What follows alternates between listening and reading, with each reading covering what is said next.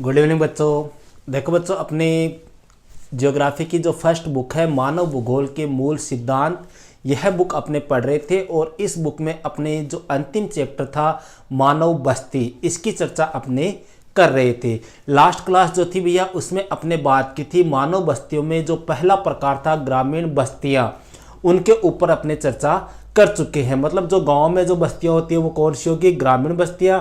और अब जो बस्तियों का दूसरा प्रकार है भैया वो है नगरीय बस्तियां, उनके ऊपर चर्चा अपने आज की इस क्लास में करेंगे।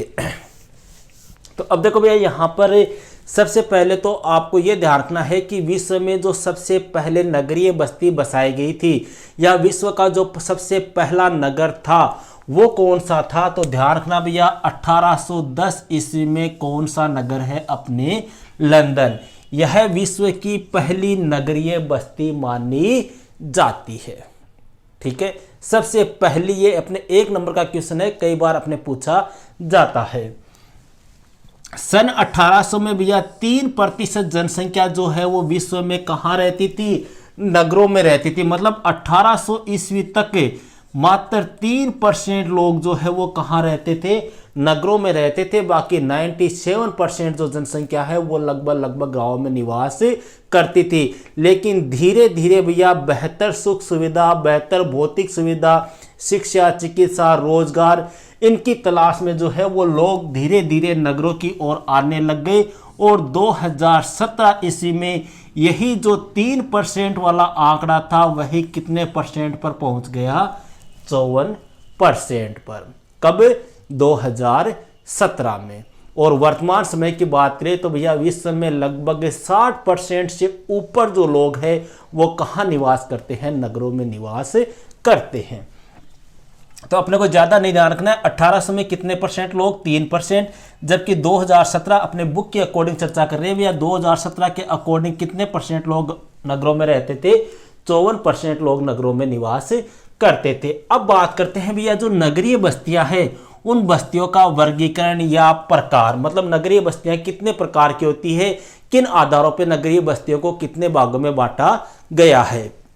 तो सबसे पहले बात करेंगे भैया अपने कार्य के आधार पर नगरीय बस्तियां।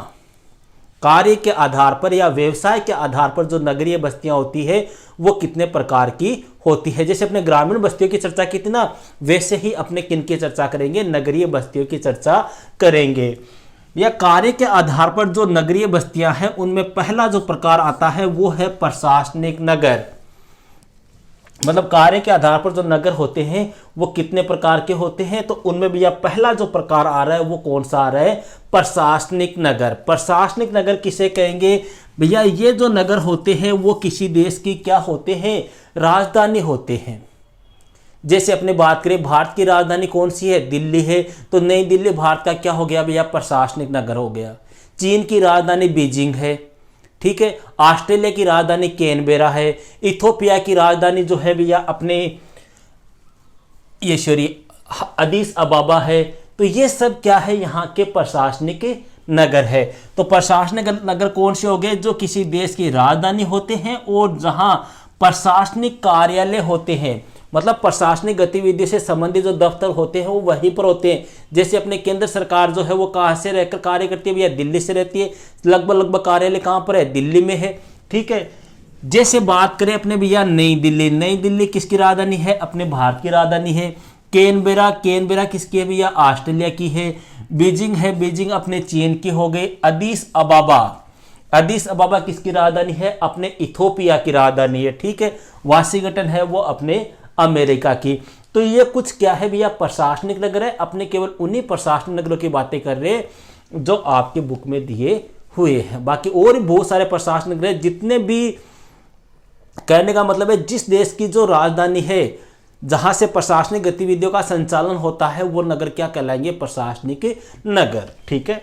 दूसरा आता है भैया अपने व्यापारिक एवं व्यवसायिक नगर। देखो परिभाषा क्या हो गई, व्यापारिक एवं व्यवसायिक, मतलब जो किससे संबंधित कार्य करते हैं, व्यापार से संबंधित कार्य करते हैं। मतलब जिन नगरों के माध्यम से व्यापार से संबंधित कार्य किए जाते हैं वो कैसे हो गए, व्यापारिक। व्यापार से संबंधित गतिविधियां, व्यवसायिक कार्य, चाहे वो कृषि से संबंधित हो, चाहे वो बैंकिंग से संबंधित हो, चाहे वो परिवहन से संबंधित हो, ये सब किस में आएंगे? अपने व्यवसायिक या व्यापारिक नगरों में। जैसे भैया अपने बात करें फ्रैंकफर्ट है, मैनचेस्टर है, सेंट लुइस है, ये सब कैसे नगर है? अपने व्यापारिक नगर। इनके आपको भैया एक दो उदाहरण आपको जो है वो सभी नगरों के ध्यान में रखने हैं। क्वेश्चन पूछ सकते हैं आपको कोई दो प्रशासनिक नगरों के नाम बताइए, या क्वेश्चन पूछ ले आपको दो कोई व्यावसायिक नगरों के नाम बताइए, कैसे भी अपने क्वेश्चन आ सकता है, इसलिए आपको इनको थोड़ा ध्यान रखना है। तीसरी बात करते हैं भैया सांस्कृतिक नगर। सांस्कृतिक नगर कौन से हो गए? तीर्थ स्थल जिनका धार्मिक दृष्टिकोण से महत्व हो, मतलब कोई ऐसे नगर भैया जो धार्मिक दृष्टि से जिनका कोई महत्व हो, या धर्म की दृष्टि से जिनका कोई विशेष योगदान हो, जो धार्मिक दृष्टि से महत्वपूर्ण हो, जहाँ मेले वगैरह कोई धार्मिक कार्यक्रम वगैरह आयोजित होते हो, इस प्रकार के नगर कौन से हो गए? अपने सांस्कृतिक नगर। जैसे भैया अपने बात करें मक्का, ठीक है, पैगंबर मोहम्मद साहब इस्लाम धर्म से संबंधित हो गया। ये जेरूसलम, ये किससे है भैया? अपने ईसाई धर्म से हो गया, ईसा मसीह से संबंधित। अपने जगन्नाथपुरी है, अपने बनारस है, या जैसे अभी की बात कर ले भैया अपने अयोध्या, अयोध्या में क्या बना है भैया? राम मंदिर बना है, तो ये भी किससे संबंधित हो गया? अपने किस प्रकार का नगर हो गया? सांस्कृतिक नगर। अपने राजस्थान की बात करें भैया अजमेर है, मोइनुद्दीन चिश्ती की दरगाह है वहां पर, ठीक है, तो ये कैसे नगर हो गए? सांस्कृतिक नगर। सांस्कृतिक नगर कौन से होंगे? जिनका धार्मिक दृष्टिकोण से क्या हो? कोई विशेष महत्व हो। इसके अलावा या कुछ अन्य नगर भी है, ये तीन तो हो गए मोटे मोटे। इसके अलावा कुछ अन्य नगर भी है जिन्हें पहला आता है स्वास्थ्य एवं मनोरंजन नगर, मतलब जहां पर स्वास्थ्य एवं मनोरंजन से संबंधित गतिविधियां होती है। आपको सिर्फ उदाहरण ध्यान रखना है, मियामी और पणजी। पणजी कहां पर है भैया? मियामी तो आपको नहीं पता होगा, लेकिन पणजी की अगर बात करें, गोवा, गोवा की राजधानी कौन सी भैया? पणजी। और गोवा कैसा शहर है आप सब लोग जानते हो, मनोरंजन की दृष्टि से, एक टूरिस्ट की दृष्टि से, एंजॉयमेंट की दृष्टि से भारत का एक अच्छा मनोरंजनात्मक यह शहर माना जाता है। इसके अलावा कुछ औद्योगिक नगर हो गए भैया, जहाँ पर औद्योगिक गतिविधियां होती है, उद्योग धंधे होते हैं, कारखाने होते हैं, जैसे पिट्सबर्ग है, जमशेदपुर है। इसके अलावा तीसरा आता है भैया खनन नगर। खनन नगर है मतलब जहाँ खनन से संबंधित कार्य किया जाता है, खनिजों को खोद कर निकाला जाता है, जैसे बोकन हिल है, धनबाद है। इसके अलावा परिवहन नगर। परिवहन नगर में अपने सिंगापुर है, मुगल सराय है, यूपी वाला, ठीक है, जिसका नाम अभी पंडित दीनदयाल उपाध्याय कर दिया गया था। तो ये सभी क्या है भैया? ये ऐसे नगर है जिनको किस आधार पे बांटा गया है? कार्य या व्यवसाय के आधार पर उनका क्या किया गया है? डिवाइडेशन किया गया है। तो क्वेश्चन आ जाए, कार्य के आधार पर नगरीय बस्तियां कितने प्रकार की होती है? तो अपने तीन तो ये मोटे मोटे हो गए, एक ये रहा अपने, क्लियर है। अब बात करते हैं भैया कौन से आधार पर? आकृति के आधार पर। एक तो हो गया भैया कार्य के आधार पर, दूसरा है अपने आकृति के आधार पर, कि आकृति के आधार पर जो नगरीय बस्तियां होती है वो कितने प्रकार की होती है। जैसे अपने ग्रामीण बस्तियों की बात नहीं की थी का, रेखीय, टी आकार की, वाई आकार की, वर्ताकार, गोलाकार, अंडाकार, अक्ष आकृति की, उसी प्रकार से भैया आकृति के आधार पर जो बस्तियां हैं, नगरीय बस्तियां, वो भी अपने 3-4 प्रकार की होती है, जिसमें अपने मुख्य रूप से पहली होती है रेखीय। रेखीय कौन सी होती है वे समझा चुका हूं मैं। आपके जो ग्रामीण बस्तियों में आपको जो परिभाषा दी है ना, वही सेम यहां पर रहेगी, बस अंतर इतना है वो ग्रामीण बस्तियां हो जाएगी, ये कैसी हो जाएगी? नगरीय बस्तियां। इसके अलावा यह तारे के समान है, अर्धचंद्राकार है, वर्गाकार है, ये क्या होती है? नगरीय बस्तियां होती है। किस आधार पर? आकृति के आधार पर। तो क्वेश्चन पूछ ले, आकृति के आधार पर नगरीय बस्तियां कौन कौन सी होती है, नाम लिखिए। तो ये अपने हो गए रेखीय, तारे के समान, अर्धचंद्राकार और वर्गाकार। अब देखो भैया यहां पर एक चीज ध्यान देना, विकसित देशों में योजनाबद्ध, विकसित देशों में कैसी? योजनाबद्ध। विकसित देश कौन से? जैसे अपने अमेरिका, ब्रिटेन, फ्रांस, रूस, ठीक है, मतलब जो आर्थिक, सामाजिक, राजनीतिक हर दृष्टि से जो देश क्या हो, पूर्ण हो, जो विकास कर चुके हो, वो कौन से हो गए? विकसित देश। और जो विकास की प्रक्रिया से गुजर रहे हैं, विकास कर रहे हैं, विकास की प्रक्रिया का पालन अब कर रहे हैं, ठीक है, जो अभी विकसित नहीं हुए, वो कौन से हो गए? विकासशील। तो भैया विकसित देशों में योजनाबद्ध और विकासशील देशों में गैर योजनाबद्ध क्या पाई जाती है?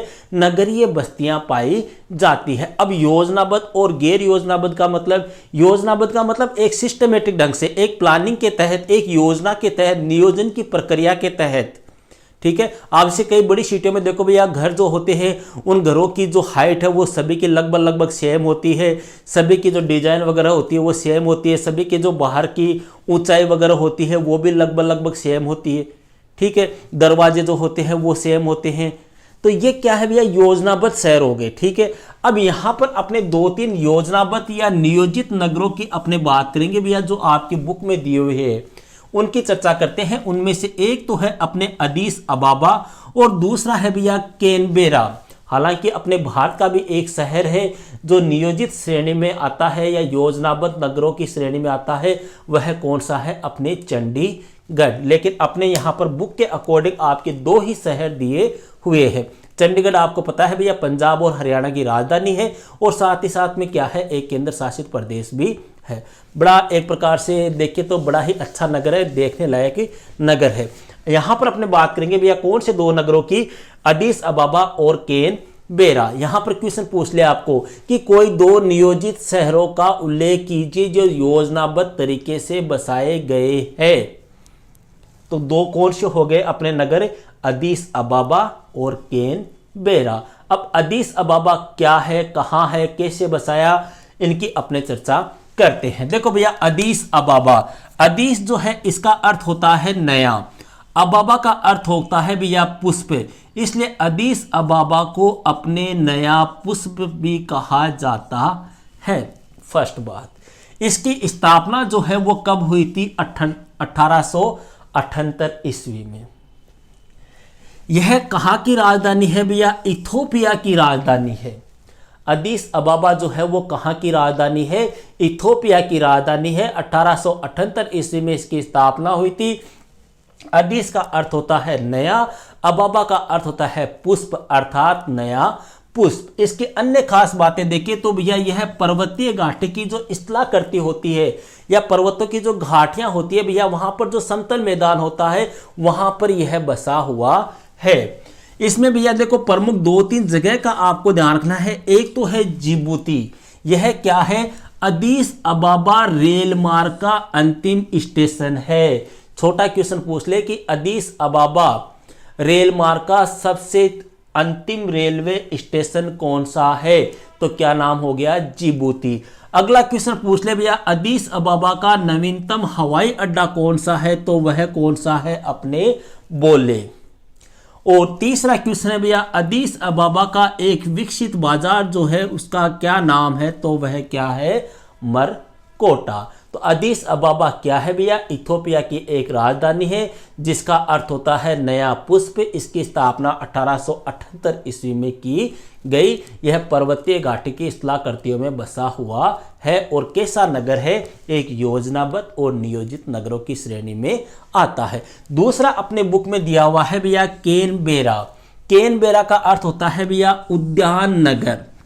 कैनबेरा का क्या मतलब होता है, उद्यान नगर। कैनबेरा है क्या भैया, यह अपने ऑस्ट्रेलिया की राजधानी है। किसकी है, ऑस्ट्रेलिया की। देखो भैया इसे 1912 में भैया अमेरिका के एक वास्तुकार थे जिनका नाम था वाल्टर बर्ली ग्रिफिन। नाम आपको ध्यान रखना है भैया, वाल्टर बर्ली ग्रिफिन। कहाँ के थे, अमेरिका के थे। कब, 1912 में इस वास्तुकार ने इस नगर की क्या बनाई थी, योजना बनाई थी। मतलब इस नगर को बसाने की जो योजना या इस नगर का जो प्रसिद्ध वास्तुकार था वह कौन था, वाल्टर बर्ली ग्रिफिन था, जिसने इसकी योजना कब बनाई, 1912 ईस्वी में। क्लियर है। और यह किसकी राजधानी है भैया, अपने ऑस्ट्रेलिया की। तो ये 2 अपने प्रमुख जो है वो क्या दिए हुए हैं आपकी बुक में, नगर दिए हुए। इसके अलावा अगर भारत के नगर की बात कर ले या आपको क्वेश्चन आ जाए कि भारत का कोई एक नगर बताइए जो योजनाबद्ध या नियोजित रूप से बसा हुआ है, तो वह कौन सा है भैया, अपने चंडीगढ़। और विश्व की बात कर ले तो अदीस अबाबा और कैनबेरा। अदीस अबाबा किसकी राजधानी, इथोपिया की राजधानी, और कैनबेरा किसकी राजधानी, ऑस्ट्रेलिया की राजधानी। क्लियर है। अब बात करते हैं भैया तीसरे आधार पर, अपने कार्य के आधार पर हो गए नगरीय बस्तियों के प्रकार। फिर अपने आकृति के आधार पर बात कर ली। अब बात करेंगे किसके आधार पर, जनसंख्या या आकार या वहां पर जो सुविधाएं मिलती है उन सुविधाओं के आधार पर अपने नगरीय बस्तियां कौन सी होती है या नगरीय बस्तियों के प्रकार। तो भैया इसमें देखो सबसे पहला जो प्रकार है वो है नगर, फिर है भैया अपने शहर, फिर इससे बड़े होंगे सन्नगर, सन्नगर से बड़े होंगे मिलियन सिटी, मिलियन सिटी से बड़े विश्व नगरी और विश्व नगरी से बड़े मेगा सिटी। समझ रहे हो आप, मतलब सबसे छोटे तो क्या हो गए अपने गांव, फिर नगर, फिर शहर, फिर सन्नगर, फिर अपने मिलियन सिटी, फिर विश्व नगरी, फिर मेगा सिटी। अब देखो ये होते क्या है, इनकी क्या खास बात होती है, शहर किसको बोलते हैं, नगर किसको बोलते हैं, सन्नगर किसको बोलते हैं। देखो भैया नगर, नगर किसको कहेंगे, सीधी सी बात है, नगर से छोटे क्या होते हैं गांव, तो जो गांव से बड़ी आकृति होगी भैया वो क्या कहलाएगी नगर, जिसकी संरचना जिसकी जनसंख्या कैसी होगी गांव से बड़ी होगी। लेकिन साथ ही साथ में भैया गांव से बड़े नहीं होने चाहिए, वहां पर निर्माण है, थोक है, खुदरा व्यापारी है, व्यवसायिक व्यापारी है, ये सेवाएं भी वहां पर पाई जानी चाहिए। मतलब शहर जो होते हैं वो गांवों से बड़े होते हैं और यहाँ पर अपने थोक व्यापार, खुदरा व्यापार, व्यवसायिक सेवाएं इत्यादि का कार्य भी या इत्यादि गतिविधियों का संचालन भी होता है। आप गांव में देखते हो भैया, अपने ग्रामीण बस्तियां पढ़ाता हो, वहां पर क्या अपने थोक व्यापारी होते हैं क्या, नहीं होते, वहां पर कौन होते हैं खुदरा व्यापारी होते हैं, छोटी मोटी दुकानें होती है। जबकि शहर जो होते हैं वहां पर निर्माण से संबंधित गतिविधियां होती है, थोक व्यापारी होते हैं, खुदरा व्यापारी होते हैं, व्यवसायिक सेवाएं वहां पर पाई जाती है। जैसे अपने भारत की बात करें भैया, भारत में यह कहा गया है कि जिस नगर की, जिस कस्बे की आबादी जो है 5000 से 5000 होगी, मतलब न्यूनतम कम से कम कितनी 5000 होगी, वह किसकी श्रेणी में आएगा, नगरों की श्रेणी में आएगा। अलग अलग देशों ने अलग अलग क्राइटेरिया डिसाइड कर रखा है जनसंख्या के अकॉर्डिंग। तो भारत में न्यूनतम कितनी जनसंख्या वाला क्षेत्र नगरों की श्रेणी में आएगा, तो न्यूनतम 5000 की जनसंख्या वाला क्षेत्र जो है वो किसकी श्रेणी में आएगा, नगरों की श्रेणी में आएगा। इससे बड़े होते हैं फिर भैया कौन, शहर। देखो गांव, गांव से बड़े कौन, नगर, नगर से बड़े कौन हो गए, शहर। तो भैया शहर क्या होते हैं, ये नगरों से बड़े होते हैं, पहली बात, ठीक है। दूसरी बात भैया, यहां पर आर्थिक गतिविधियां संपादित की जाती है, आर्थिक गतिविधियां संपादित की जाती है। इसके अलावा यहां पर अपने कह सकते हैं कि वित्तीय संस्थान पाए जाते हैं। वित्तीय संस्थान मतलब जैसे बैंक वगैरह, पोस्ट ऑफिस वगैरह, इस प्रकार के यहां पर पाए जाते हैं। इसके अलावा यहां पर शहरों में प्रादेशिक कार्यालय या प्रशासकीय कार्यालय होते हैं। यहां ये एक प्रकार से यातायात के क्या होते हैं, केंद्र होते हैं। अब देखो भैया यहां पर एक चीज आपको ध्यान रखनी है, एक विचारक हुए थे, एक भूगोलवेत्ता हुए थे जिनका नाम था लेविस ममफोर्ड, लेविस ममफोर्ड, ठीक है। इनका आपको नाम ध्यान रखना है। इन्होंने शहर के बारे में एक बड़ी ही अच्छी परिभाषा दी है। इन्होंने कहा है कि वास्तव में शहर उच्च एवं अधिक जटिल प्रकार के सहचारी जीवन का भौतिक रूप है। किसने दी है यह परिभाषा, लेविस ममफोर्ड ने कहा है कि वास्तव में शहर जो है उच्च एवं अधिक जटिल प्रकार के सहचारी जीवन का भौतिक रूप है। यह परिभाषा किसने दी, लेविस ममफोर्ड ने। किसके बारे में, शहर के बारे में।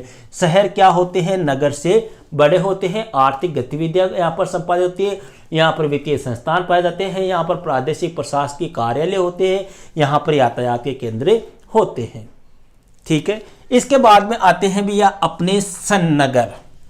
सन्नगर क्या होते हैं भैया, शहर और नगर इनसे मिलकर जो बनते हैं भैया उनको बोलते हैं अपने सन्नगर,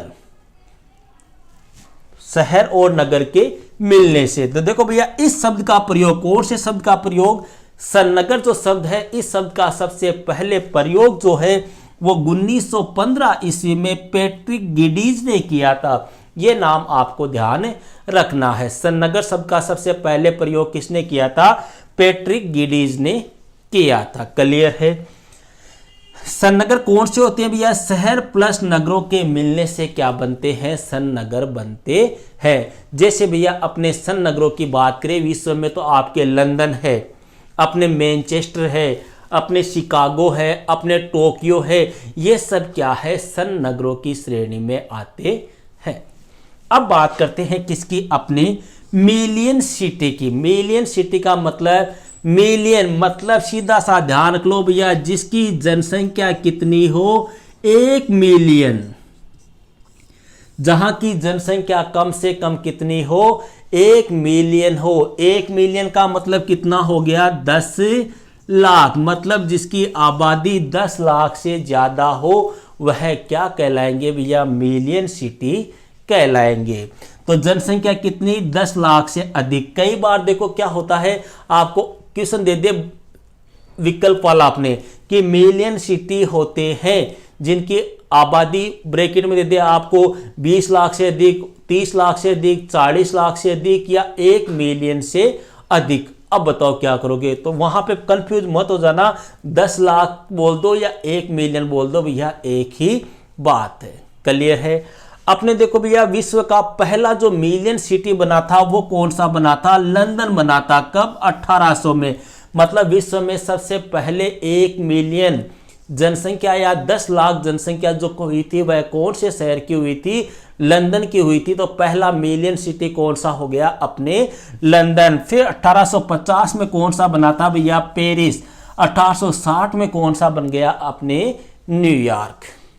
ठीक है। इसके बाद की अगर आंकड़ों की बात करें तो भैया अपने कह सकते हैं कि 1950 ईस्वी तक अपने कितने मिलियन सिटी थे, अपने 1950 तक विश्व में 80 मिलियन सिटी थे और 2016 में इनकी संख्या बढ़कर कितनी हो गई, 512 हो गई। और ये आंकड़ा जो है, उस आंकड़े के आधार पर यह निष्कर्ष निकाला गया है कि 2030 तक यही जो संख्या है वो 512 के स्थान पर कितनी हो जाएगी, 662 के लगभग हो जाएगी। कब, 2030 में।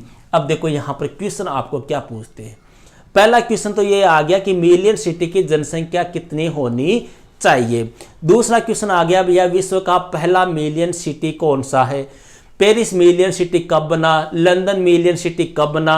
1950 तक विश्व में कितने शहर मिलियन सिटी में आते थे, 2016 में कितने शहर मिलियन सिटी में आते थे, और 2030 तक मिलियन सिटी की संख्या जो है वो कितनी, मिलियन सिटी के शहरों की संख्या कितनी हो जाएगी। ठीक है। तो इस प्रकार से आपको ध्यान रखना है भैया। अगर अपने देखो यहां पर अपने विश्व का दिया हुआ है, अगर अपने भारत की बात करें तो भारत में भी अपने मुंबई, कोलकाता, चेन्नई वगैरह ये भी मिलियन सिटियों की श्रेणी में आते हैं। राजस्थान की बात करें तो राजस्थान में भी अपने जयपुर है, जोधपुर है, ऐसे शहर जो है वो किसकी श्रेणी में आने लग गए हैं, मिलियन सिटी की श्रेणी में आने लगे हैं। लेकिन अपने सिर्फ आपके सिलेबस के अकॉर्डिंग चर्चा कर रहे हैं। इसके बाद में आता है भैया विश्व नगरी। देखो भैया कौन सा आता है, अपने विश्व नगरी। देखो भैया ये विश्व नगरी जो है यह एक यूनानी भाषा का शब्द है जिसका नाम है मेगालोपोलिस। क्या नाम है, मेगालोपोलिस।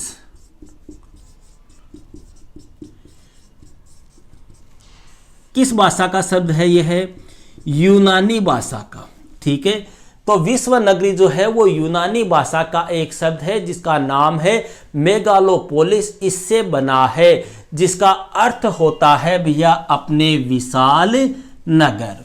और इस शब्द का सर्वप्रथम प्रयोग जो है वो किसने किया था, जिन गोटमैन ने किया था। जिन गोटमैन जो था उसने 1957 ईस्वी में विश्व नगरी शब्द का क्या किया था, प्रयोग किया था। विश्व नगरी जो है वो यूनानी भाषा के मेगालोपोलिस शब्द से बना है जिसका अर्थ होता है विशाल नगर। विशाल नगर कौन सा हो गया भैया, विशाल नगर का मतलब हो गया जो कई सन नगरों से मिलकर बनता है, वह क्या होगा, विश्व नगरी या विशाल नगर होगा। समझ रहे, मतलब कई सन नगर मिलकर क्या बनते हैं भैया, विश्व नगरी बनते हैं। विश्व नगरी जो है वो यूनानी भाषा के मेगालोपोलिस शब्द से बना है। यह यूनानी भाषा का शब्द है जिसका अर्थ होता है विशाल नगर। इस शब्द का प्रयोग 1957 में किसने किया था, जिन गोटमैन ने किया था। और अगर विश्व नगरी की बात करें तो भैया विश्व नगरी में आपके अगर उदाहरण पूछे तो वह कौन सा हो गया, संयुक्त राज्य अमेरिका। क्लियर है। अब बात करते हैं भैया अपने अंतिम मेगा सिटी। मेगा सिटी कौन से होंगे भैया, ऐसे नगर जिनकी आबादी जो है वो कितनी हो, 1 करोड़ से अधिक हो वे क्या कहलाएंगे? Mega city. मतलब भैया अपने एक प्रकार से मेगा सिटी की परिभाषा दे तो मेगा सिटी किसे कह सकते हैं? अपने जो मुख्य नगर होता है, एक तो मुख्य नगर प्लस उसके पास में जो छोटे मोटे उपनगर बसे होते हैं, ठीक है, उनको मिलाकर अगर जनसंख्या 1 करोड़ से अधिक हो जाए तो उसे क्या कहेंगे? Mega city. या सीधा ध्यान रख लो, जिसकी आबादी 1 करोड़ से अधिक हो वे क्या कहलाएंगे? मेगा सिटी कहलाएंगे।